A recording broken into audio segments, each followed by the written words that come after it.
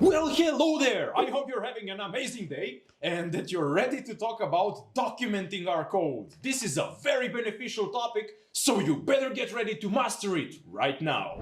So basically, when we start talking about documentation of our code, there are not so many bad sides to it, because documentation, when done properly, is always a great thing to have. Documenting our code is natively supported functionality of Rust. So basically, you do not have to use any external libraries or anything like that. You just need to use proper documentation generation syntax and you'll be good to go. Documentation will be generated for you automatically. The only thing you need to worry about is whether you should include it and how detailed you should be about your documentation. Everything else will be done for us. So, how documenting works in Rust is basically our compiler is going to search for 3 slashes next to each other, and when it finds them, it will know that that line and whatever is following those 3 slashes is basically supposed to be documentation.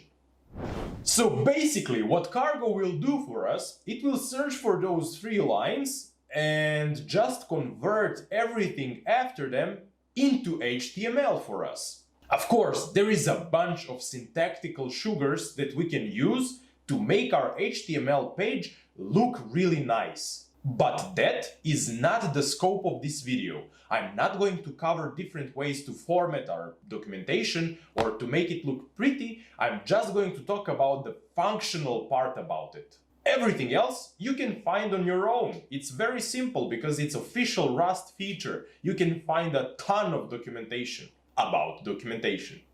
Okay, that all sounds very nice and dandy, but we definitely need to discuss scenarios when you wish to use documentation and document your code, and scenarios when you just do not have to do it. I'll cover the scenarios in which you definitely want to document your code.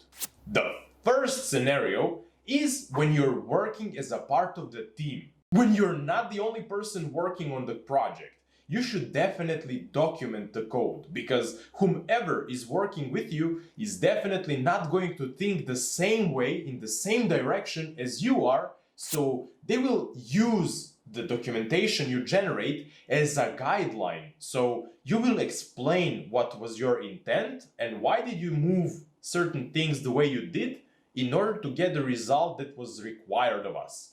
The second scenario is when you know before you have started working on a project that it's going to be made public.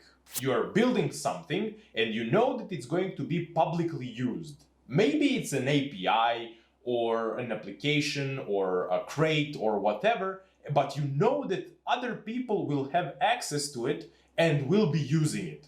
In that case, you definitely want to have nice and thorough documentation.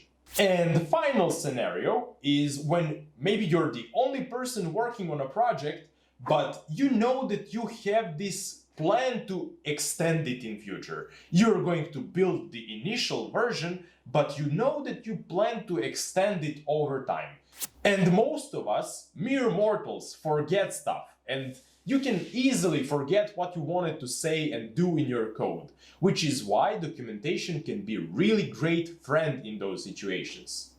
And yeah, those were 3 main situations in which you definitely want to include documentation. So now there is only one thing left to do, and that is to jump right into Visual Studio Code and see how you can use documentation in practice. Well, hello there! Let's see how we can document our code properly. For this example, we're going to use some potentially public function that we know that we want to make it public sometime in the future, and that is why we want to document it. And the function we're going to use right here is going to be very simple, just so I could show you the principles you're going to want to use when documenting your code. So, the function we have here is going to return a square of the number we sent it. So, basically, that means that we want to receive a number and return the number multiplied by itself. So, that is exactly what we want to add as the first part of our documentation. And to do that, we're going to use 3 slashes. So instead of 2 slashes that we were using in our commenting, we're going to use 3 slashes in our documenting. So right above the function definition, we're going to add 3 slashes. And inside of this line, we are going to add the text I just told you. So the first line is going to be the basic explanation of what the function does. And in our case, we want to say that it returns a square of the number we sent it. But also, you should have in mind that maybe the audience that might be using your function and looking at this documentation might not be aware of what square is of a number. So maybe you should consider using a line that might sound something like, this function is going to return a number multiplied by itself, to make things a bit simpler and more clear. I'm adding both approaches here, so I would be able to explain why it is important to think about this. So, for example, if I were to use this function as a public API or something like that, so I know that a lot of people are going to be using it, and I'm not aware of their background and their understanding of math, it would be probably better to use the simpler explanation. But on the other hand, if I know that this function is going to be used by the team of the programmers I'm working with, in that case, I can basically think that they know what the square of a number is. So, you should always have in mind these things and decide for yourself which approach might be better for your case. Okay, now that we got this out of the way, we can start talking about extending this documentation. One line is not enough, of course.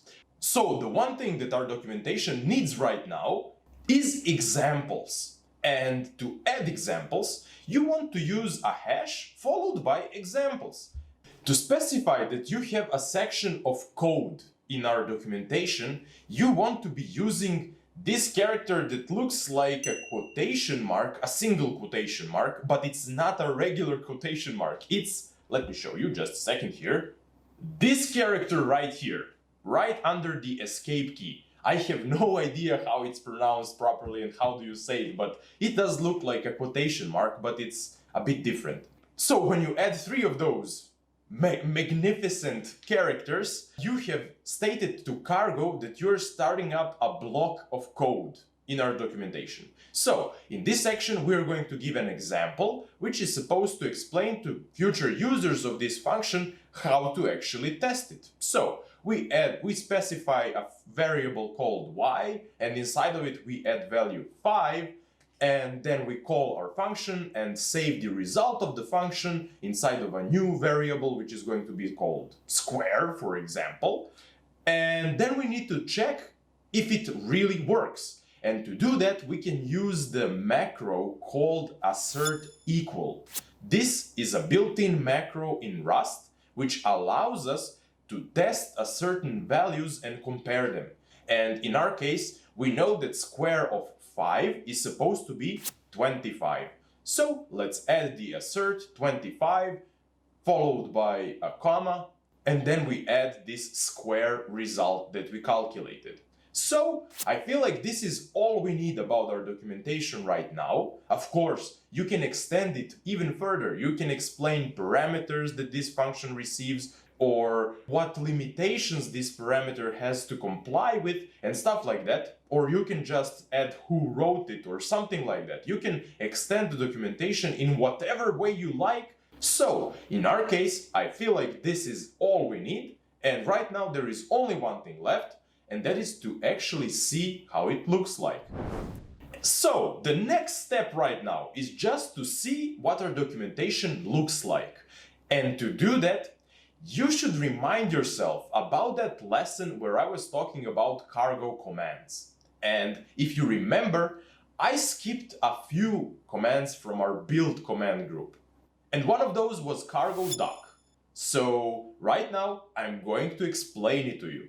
So basically what cargo doc does is it generates documentation for our project. And I already told you this. But right now, I'm going to show you in practice how it works. We're just going to open our terminal here and type in cargo doc, and we add a flag which states open. So we want to open this document that we have built here for our documentation and see how it looks like. And when we execute it, we get our new browser tab created for us, and here it is. And you can see that we have our documentation which has only two methods. The first one is main and the second one is our square function. So let's open the documentation for square function and see what it offers us. I don't like the way the examples heading looks like. And I'm going to show you what's the error here, because it's a very dumb error, I have to say. This is like a rookie mistake on the play here. So basically, you need to add a space between the hash and the examples, because the cargo is going to translate it as a single word and not a separate instruction that it needs to execute as a heading. So we just add a space here. So let's run cargo doc open again and see what we did here. And open square. And as you can see, everything looks awesome. We managed to create our first documentation for our code here. You've gotta be so happy about this right now, because we managed to build it so simply. It was not painful at all, it was not hard, it was really easy and straightforward. Right now you can just extend your knowledge, but you have all the basics you might ever need to create a documentation in Rust. So now we can hop out of our Visual Studio Code now. And that, my friend, was everything I have prepared about commenting and documenting our code. I hope that everything was clear and useful to you, and if not, you can always reach out to me in the comment section below this video, and I'll always try to help you out and explain things even further. In the next video, we are going to discuss a very essential topic about Rust.